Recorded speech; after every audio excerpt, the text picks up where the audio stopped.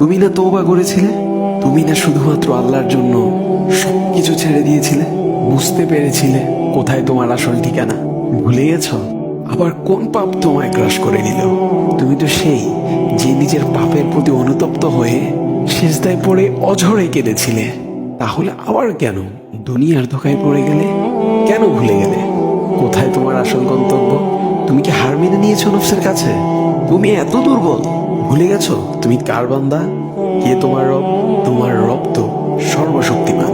সর্বশক্তিমানের বান্দা আবার কখনো দুর্বল হয় নাকি?